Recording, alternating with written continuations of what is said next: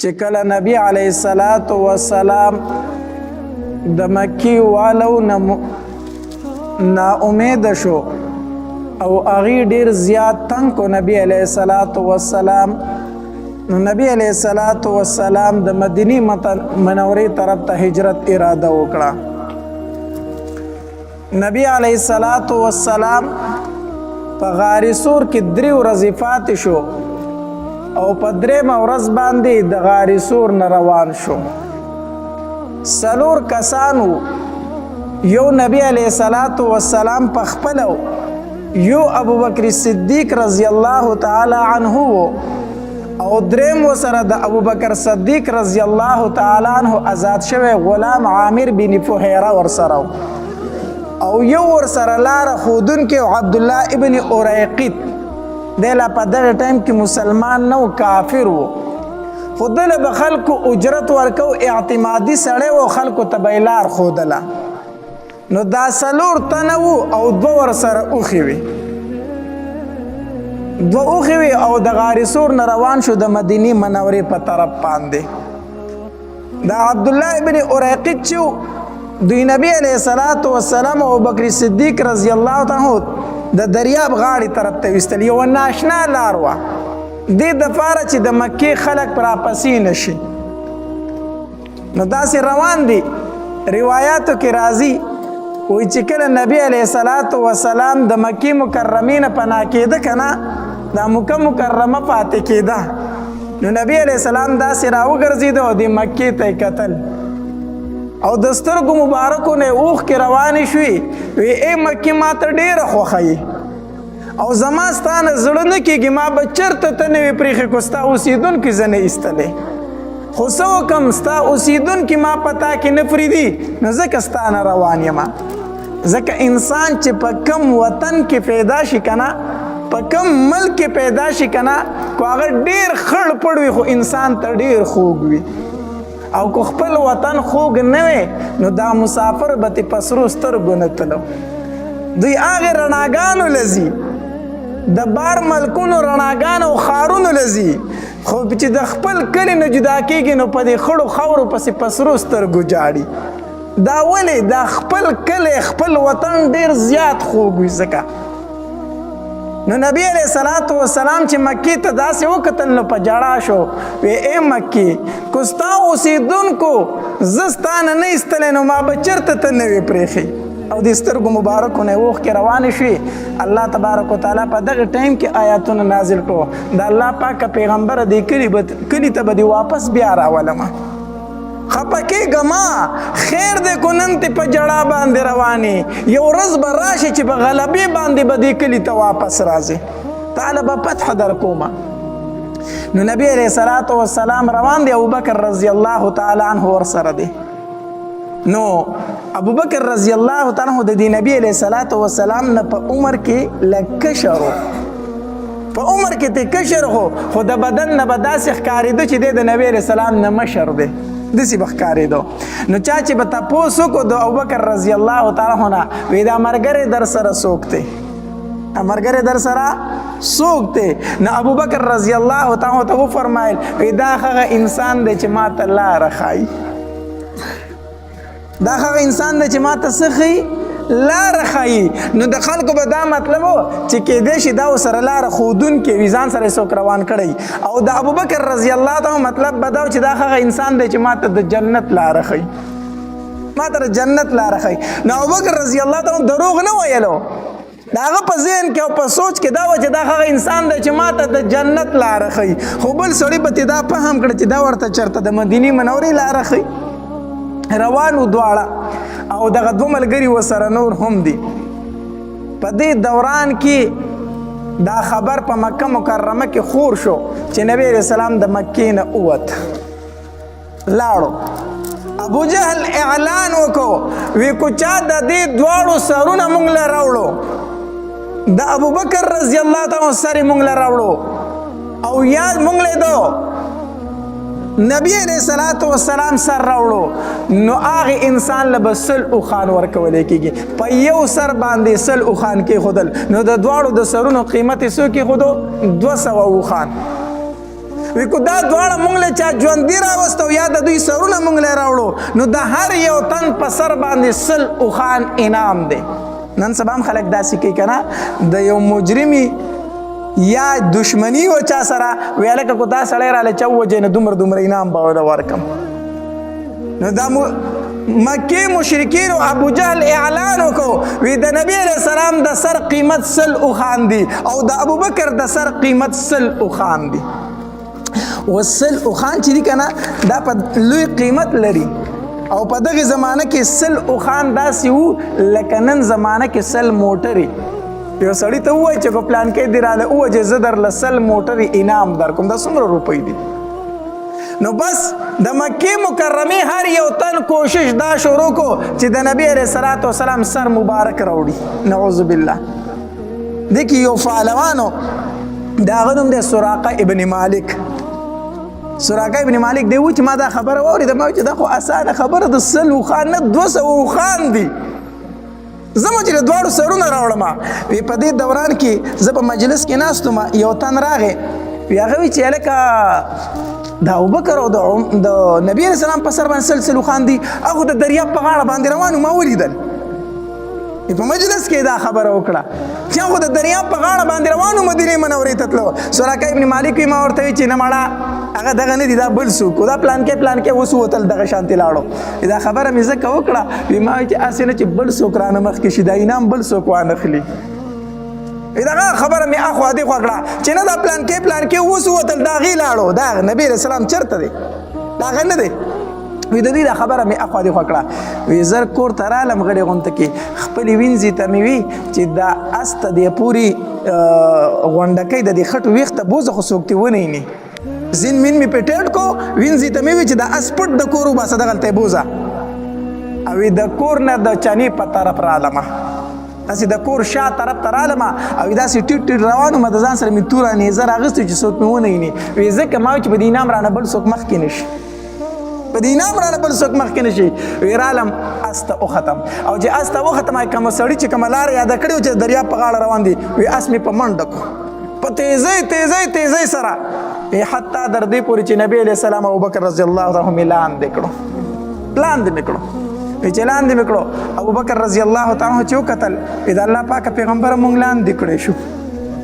لاندې شو. سراقه ابن مالک فعلوان را پسې راغی د الله پاک پیغمبره نبی علیه الصلاة والسلام فرمایل لا تحزن ان الله معنا. ابوبکر خفه کېږه ما الله زمونږ سره دی که نه الله زمونږ سره دی. نبی علیه السلام داسې بر اسمان ته وکتل چې وی کتل سراقه ابن مالک وی اس مې وی د زنګونانو پورې په ځمکه کې ورخښ شو وچه کلکه ځمکه اس مې پکې ورخښ شو زه ترې سر د لاندې راپرېوتم چې راپرېوتم ښکته. وی ما نبی علیه الصلاة والسلام ته زاري شروع کړه ما ورته وی چې تا راته خیرې وکړې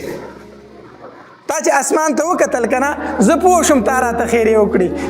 زه تا ته څه نه ومه خو زما د اس رازاد کا الله ته دعا وکړه چې زما د اس شي ځکه وچه کلکه ځمکه د اس پکې ورخښ شو الله ته سوال وکړه چې زما د اس رازاد شي زه تا ته څه نه ومه. نبی علیه السلام وایي چې ټیک ده. نبی علیه السلام الله ته دعا وکړه اس رازاد شو. چې اس رازاد شو اس ته وختم که نه بیا ما وایي چې 200 اوښان دي او راغلی یو بالکل مخې ته د 200 اوښان دي او ته اوس بیا تش لاس ځي. ویره وی لالچ راواغستم بیا مې اراده وکړه چې په نبي علیه السلام په ابوبکر حمله وکړم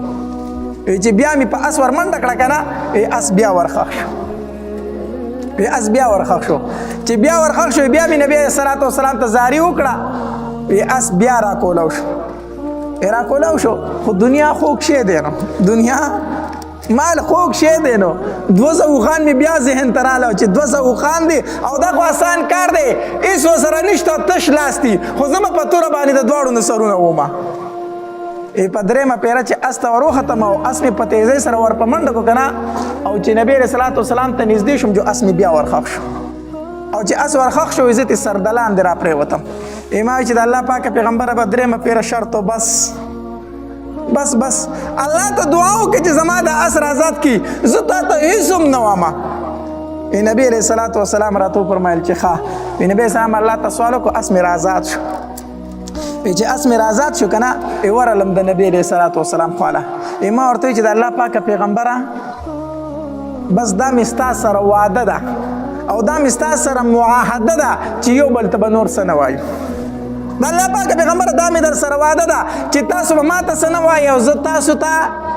څه نه وایم او دا خبره خو په یو څرمنې په ټوکړه باندې ولیکله او ما ورته وی چې زه به ستاسو نور حفاظت کوم وی استه وختم واپس را روان شو را روان شوم چې را روان شوم لږ مخکې رالم وی اوس څه کسان دي په دې لاره باندې روان دي دم په نبي علیه السلام پسې روان دي ما ورته وی چې زی دا لاره ما وکتله دا لاره ما ګوره د الله قدرت ته ګوره چې هغه کس چې د نبی علیه السلام په قتل پسې څه ټایم مخکې را روانو او اوس د نبی علیه السلام څوکیدار او محافظ دی مخکې توره راغستې و چې د نبی علیه السلام نه سر وما او اوس نور خلکو د نبی علیه السلام بچ کوي وی زی دا لاره ما وکتله کافر و خو دروغ ویلی نه خوښول دای ونه وی چې زی په دې لاره باندې نشته دی ځکه نبی علیه السلام ابوبکر زه خو پې موجود و که نه دروغ یې نه وي داسې ونه وي چې زی په دې لاره نشته ځکه کافر و خو بیا هم د دروغو نه څه کو نفرت کو دروغ ویلی نه خوښول نو څه وي زی دا لاره ما وکتله نو کتل خو یې رښتیا وي که نه زی دا لاره ما وکتله د هغې په ذهن کې دا و چې دی په دې لاره تلی وی نه مونتلو نو ځکه تش لاس راغی نو هغې به د هغې لارې نه څه شو واپس شو الله دې زموږ په حال رحم وکړي هغه کافرو د دروغو نه نفرت کوي نن سبا مسلمان دی او د دروغو نه نفرت نه کوي بس په هره دویمه درېیمه خبره کې د دروغ وي نو ده به خلک د دغې لارې نه واپس کوي زه به دې لاره رالم دا ما وکتله زی دغه سراقه ابن مالک چې د نبی علیه السلام د خوا نه را رخصتېده که نه نو نبی علیه الصلاة والسلام ورته یوه خبره وکړه وی ای سراقه دی لا په دغه ټایم کې مسلمان ګورې نه دی ښه وی ای سراقه زه ستا په سر باندې د کسرا د سر تاج او د لاسو بنګړي وینم دی چې په لاره باندې راته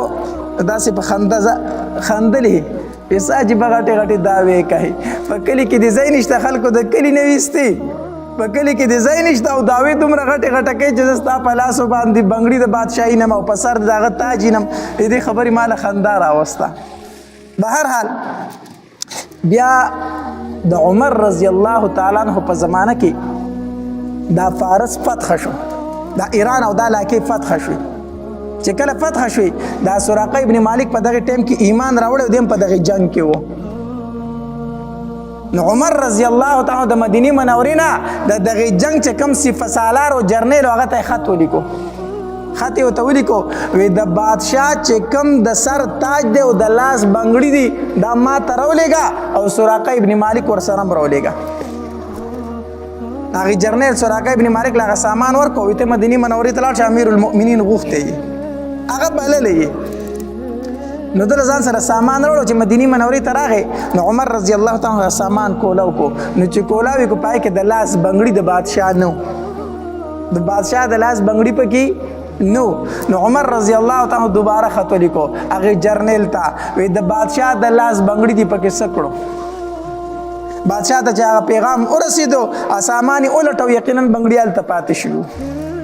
نو هغې واپس هغې کس له ورکړو دا امیر المؤمنین له ورسوه نو چې کله د بادشاه هغه تاج او بنګړي راله که عمر رضی الله تعالی یو لویه جلسه مقرر کړه مسجد نبوي کې لویه جلسه یې مقرر کړه ډېره غټه جلسه او خلک یې راوغوښتو او د بادشاه د لاس هغه بنګړي او تاج هم راوغوښتو چې راوغوښته که نه نو سراقه ابن مالک یې راوغوښته وی ای سراقه ابن مالکه زه نن د خپل محبوب ارمان پوره کومه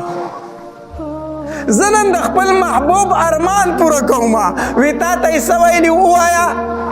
سراقه ابن مالک وی ما ته نبی علیه الصلاة والسلام وفرمایل چې زه ستا په سر باندې د بادشاه تاج او په لاسو دې د هغه بنګړي وینم زه ستا په سر باندې د بادشاه تاج او په لاسو کې د هغه بنګړي وینم عمر رضی الله تعالی عنہ فرمایل وی تا په هغې ټایم کې څه وي وی ما له په هغې ټایم کې خندا راله چې په کلي کې د اوسېدو ځای نشته خلکو د کلي نه ویستې او دعوې دومره غټې غټې کوي عمر رضی الله تعالی عنہ د بادشاه هغه تاج راواغستو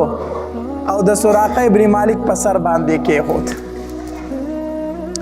او بیا یې فرمایل وی اگر چې د سرو بنګړي نارینه له په لاسول حرام دي جایز نه دي خو زه نن د خپل جانان ارمان پوره کومه واله سراقه ابن مالک دا بنګړي په لاس کې خیر دی بیا به یې وباسي. سراقه ابن مالک هغه بنګړي راواغستل او په لاس یې کړو چې په سر د بادشاه تاج کېښودو او په لاس یې بنګړي کړلو. عمر رضی الله تعالی فرمایل ما د خپل محبوب ارمان پوره کو. بیا عمر رضی الله نبی علیہ الصلوۃ والسلام د ابوبکر رضی الله تعالی عنہ سره مخکې روان دی. دغلته کې د مکې مکرمې او د مدینې منورې په دې لاره کې یوه زنانه پاتې کېده هغې ته به ام معبد وي. دا یو ډېره سخي زنانه وه مشره زنانه وه. په دې لاره به چې څومره مسافر تله که نه د ام معبد به د هغې میلمستیا کوله. د دې په کور کې به یې دمه کوله او دې به یې میلمستیا کوله. دا ډېره سخي زنانه وه. نو نبی علیہ الصلوۃ والسلام ابوبکر رضی الله تعالی د ام معبد کور ته ورلو او دی بوډۍ ته وی موري مسافر یو زمونږ میلمستیا وکا موږ د خوراک سکاک څه شی راکه وږي یو مسافر یو. ام معبد دی بوډۍ ښځې ورته وي یاره زما کره خو نن د خوراک اړو څه شی نشته دی چې زه تاسو له درکمه. نن خو ما کره کور څه شی نشته چې زه تاسو له درکمه. نبی علیہ الصلوۃ والسلام ورته وفرمایل وی موري کو پی هغه راکه به وسکو. هغې ورته وي هلکه نوجوانه پی راکړم نن نشته بیزي تلي سارا ته. نو چې نبي علیه السلام داسې وکتل که نه نو یوه ټپه بیزه وه داسې په ګوټ کې ولاړه وه ناجوړه وه. نبي علیه الصلوۃ والسلام ورته وفرمیل وی مورې دې بیزې نه راله پی واخله که نه. هغې ورته وي بچیا دا خو ناجوړه ده ټپه د کمزورې ده ځکه خو د بیزو نه پاتې شوي د هغې سره تلی نه شي او بل وچه هم د پی پکې نشته د سلنګه خو نه ده نو ناجوړ هم ده وچ هم ده په دې کې پی د کم طرفه دي. نو نبی علیه الصلوۃ والسلام ورته وفرمیل وی مورې ما ته اجازت شته چې زه دې پی واخلمه. نو ام معبد دا په خندا شوله. هغې دا وګڼله چې دا هسې نانجاڼه دي پوهېږي نه دا پوهېږي نه نانجاڼه دي چېرته. هغه په خندا شوله وی زما مور او پلار دې په تا باندې قربان شي ورشه کو اخیستی شي تې واخله تې. په خندا شوه که ته دې اخیستی شي نو واخله تې دا خو ناجوړه ده وچه ده. نبی علیه الصلوۃ والسلام داسې یو لوښی راواغستو او هغه لوښي نه به وایي 8 تنه مړېدل. 8 تنو چې به دې پی وسکل نه 8 تنه به تې ماړه شو. نبی علیه السلام هغې لوښي ته لاس کو او دغې بیزې په دې غولان ځای داسې لاس وال شروع کړو. نو کوم شي ته چې د نبی علیه السلام مبارک لاس ورسي نو په دې غولان چې نبی علیه السلام لاس والی شروع کړه که نه غولانس د پیو ډکه شوه او بیزه ناجوړه وه شخون وهلې هم شروع کړه. دا څاروی چې ناجوړې دی شخون نه کوي که نه ناجوړه وه نو هغې زر زر شخون شروع کړه غولانس یې د پیو ډکه کړه. نبی علیه السلام په خپلو مبارکو لاس شروع شو بیزه لوشلې شروع کړو لوښی یې ترې ډک کړو. ام معبد ته وي ته تې پی وسکه هغې لوښی په سر راواړو مړه شو تی. ابوبکر رضی الله تعالی ته ته هم وسکه هغه ته هم مړ شو. دوه ملګري ورسره نور هغه ته هم ماړه شو او په آخر کې نبی علیه السلام چې لوښی په سر راواړو په خپله ته مړ شو. دا خو 4-5 تنه وو که نه په لوښي کې پی سور راتلو د 8 تنو. ام معبد له نور پی ورکړو وی مورې دا کېده او دا سنبال که دا به دې په کار راشي دا به دې په کار راشي. اوس ام معبد نبی علیه السلام ته سوال مینت وکړو تاسو مونږ کره پاتې شه زمونږ کره نن شپه وکړئ. هغې خو ولیده که دا خو عجیبه نوجوان دی پاتې شه دلته شپه وکړئ. نبی علیه السلام ورته وفرمیل مورې مونږ ته لار پرته ده مونږ به ځو مونږ ته ډېر مزل پروت دی. نبی علیه السلام ابوبکر رضی الله تعالی د دې نه روان شو. اوس ماښام شو نو ابو معبد د دې ام معبد چې کوم خاون و هغه ماښام ته بیزې راوشړلې چې ګډې بیزې راوشړلې ګوري اوس لوښی د پیو ډک پروت دی. ای ام معبدو دا پی د کوم طرفه دا درله چا راوړي دي. د هغه دا مطلب چې د مسافرو سره به په لاره تلو پی به جو دلته یې دې سره ایښي وي دا پی کوم ځای و. نو هغې ورته وي دا خو ستا دې ناجوړې بیزې کړي دي دا خو دې کړي دي. وي دا ته څه وایي اوس چې بیزې ته یې وکتل بیزه ناجوړه نه ده بیزه روغه رمټه ولاړه ده او غولانځ یې د پیو ډکه ده بیا. نو هغې ورته وي ام معبد دا راته ووایي چې کړي دې څه دي بیزه هم جوړه شوې ده غولانځ هم د پیو ډکه ده لوښي هم د پیو ډک پراته دي دا څه قصه ده. ام معبد ورته وي یو نوجوان هلک و دلته میلمستیا له رالو زمونږ کور کې هېڅ شی نه او هغه د بیزې په غولانځ چې څنګه لاس ووخو بیزه هم جوړه شوه او دغه یې پی دی غولانځ یې بیا هم د پیو ډکه ده. خاوني ورته وي د دغه هلک به راته لږ صفت بیان نه کړي څه حلیه راته بیان کړه د شکل و صورت نه څنګه جوړو دا څنګه هلک و ام معبد ورته د نبی علیه السلام حلیه ذکر کړه چې داسې داسې هلک دی او داسې شکل و صورت دی ابو معبد پوه شو وی کو الله مې نه خطا کوي که نه دا هغه د مکې د قریشي خاندان هغه هلک دی هغه د پیغمبرۍ دعوی چې کړې ده وی ظالمې تا یې څاره نه ستا نه لاړو تا یې څاره نه وی ما ورته ډېر وي خو هغوی ما ته وي چې مونږ ته لاره پرته ده مونږ ځو وی دا هم هغه سړی دی چې کوم د مکې نه راوتی دا هم هغه هلک دی چې کوم د مکې نه راوتی دی او قسم په الله زه به پې ایمان راوړم ام معبد هم مسلمانه شوله او خاون هم څه شو مسلمان شو دواړو ایمان راوړه اسما رضی الله تعالی فرمایي زه به په کور کې ناسته او ما به ژړلو جړل می با چې نبی علیہ السلام به مدینې ته روغتلی کو روغته نه تلی او زما بابا به سره روغتلی او که نه به تلی ځکه چې د کوره وتې دي او دشمنان ورپسې دي او موږ ته هېڅ خبر رانغی چې زما بابا او نبی علیہ السلام په کومه مخه لاړو په کور کې به ناسته وما جړل می با خفه به وما په دې دوران کې په مکه مکرمه کې یو اواز وشو اواز کېږي او سوکینی نه आवाज راځي خو आवाज کون کې سکینی نه आवाज څه دی आवाज دا دی وی هغه دوه ملګري د ام معبد کور ته ورسېدل مطلب دا چې ای مکې والو ستاسو د لاس نه وتې دي تللي دي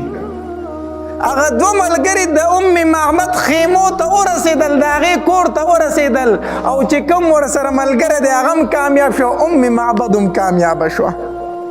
الله چې کوم ورسره ملګری دی هغه هم څه شو کامیاب شو ابو بکر رضی الله تعالی عنه یو ځل عمر رضی الله تعالی عنه ابو بکر رضی الله تعالی عنه ته فرمایل وی ابو بکر راځه نن یو خبره کو ابو بکر رضی الله تعالی عنه څه خبره کو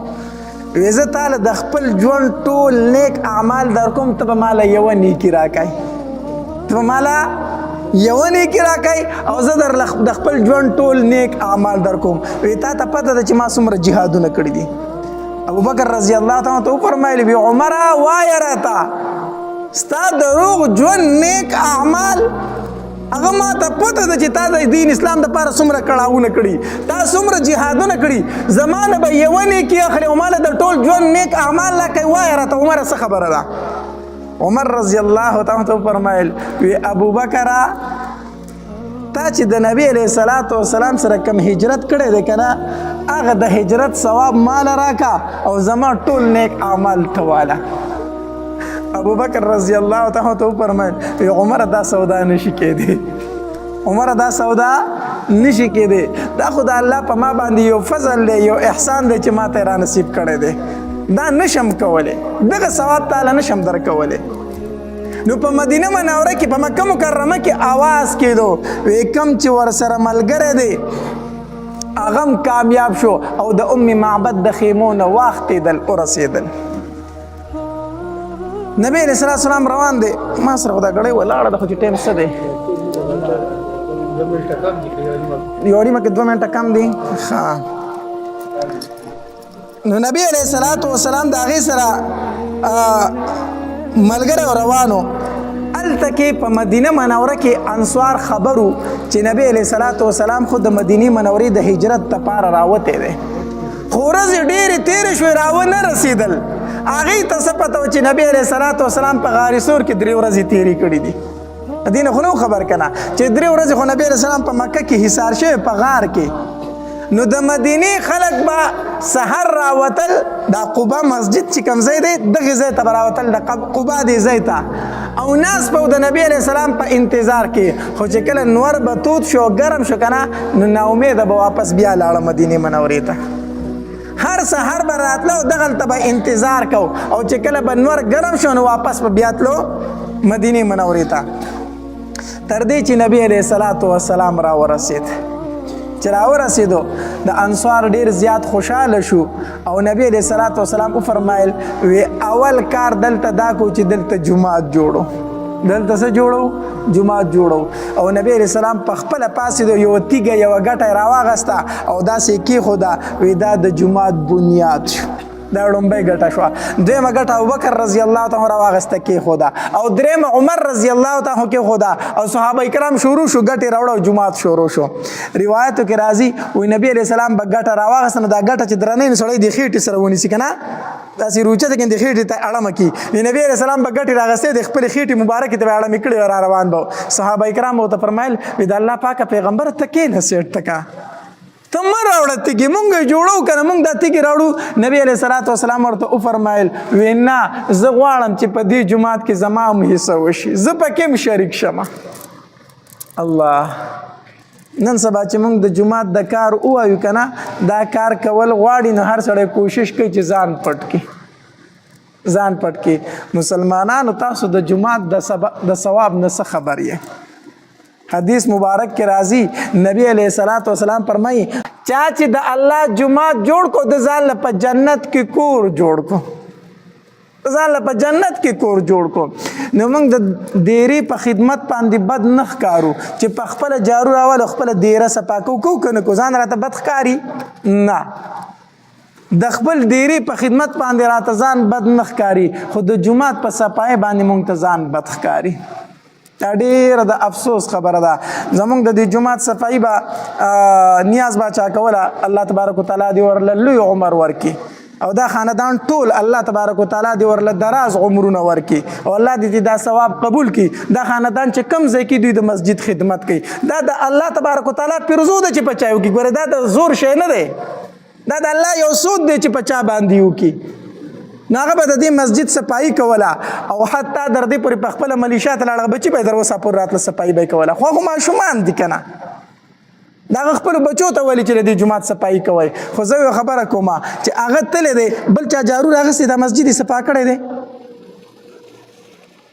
لږ سوچ پکار دی لږ فکر پکار دی. د نبی علیه الصلاۃ والسلام په زمانه کې یو بوډۍ و هغې به د مسجد صفایي کوله بیا وفات شوه چې وفات شوه صحابه کرامو هغه دفن کړه د شپې ویزه نبی علیه السلام بس د شپې راپاسو تکلیف وله ورکو. سهار له نبی علیه السلام هغه بوډۍ ونه لیدله. نبی علیه السلام تپوس کوي هغه زنانه مې ونه لیدله کومې چې به د مسجد صفایي کوله. د الله پاکه پیغمبر هغه وفات شوې ده او مونږ جنازه کړې مونږ دفن کړې ده. نبی علیه السلام ډېر سخت ناراضه شو صحابه کرامو نه ډېر سخت خفه شو وی تاسو ما ته د هغې د جنازې ولې نه وي چې ما په هغې باندې جنازه کړې وې. دا ولي یو غریبه بوډۍ وه هیڅ څوک نه خو د مسجد صفایي به یې کوله. نبي علیه السلام ما زه خو به خبر کړی وم چې ما پې جنازه کړی وې. د مسجد صفایي دومره لوی ثواب لري نو د دې مسجد دا صفایي کوئ دا د بد ښکاره کېدو څیز نه دی. د مسجد کار درته چې کله ووامه نو د ثواب په نیت باندې کوئ وای دا د الله کور دی ځکه پکې خدمت کومه. نو د جومات کار په دې باندې د یو بل نه مخکې کېږئ الله به په ډېر لوی اجر درکړي. الله دې موږ ټولو ته توفیق راکړي د جوماتونو د خدمتو.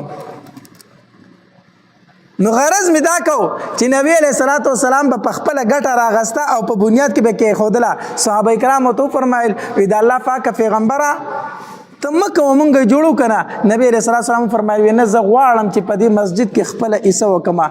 نن چې هم سړی عمرې ته لاړ شي که نه نو د مسجد قبا له ضرور ورځي او هلته چې لاړ شي 2 رکعاته نفل پکې کول دا سنت طریقه ده چې لاړ شي 2 رکعاته نفل پکې وکړي. او نبي علیه صلات وسلام فرمایي وایي په مسجد قبا کې چې چا 2 رکعاته نفل وکړو دومره ثواب یې وشو لکه څومره ثواب چې د یوې عمرې وي دومره ثواب په ملاویږي. نو هغه مسجد په هغه ځای باندې اوس هم موجود دی مسجد قبا. نو به هر حال نبی علیه الصلاۃ والسلام مدینه منورې ته ورسېدو او هلته د مسجد قبا بنیاد کېښودو. دا د نبی علیه السلام د هجرت مختصر واقعه وه انشاءالله مخکې به وایو. الله تبارک وتعالی دې عمل کولو توفیق راکړي. واخر دعوانا ان الحمد لله رب العالمین.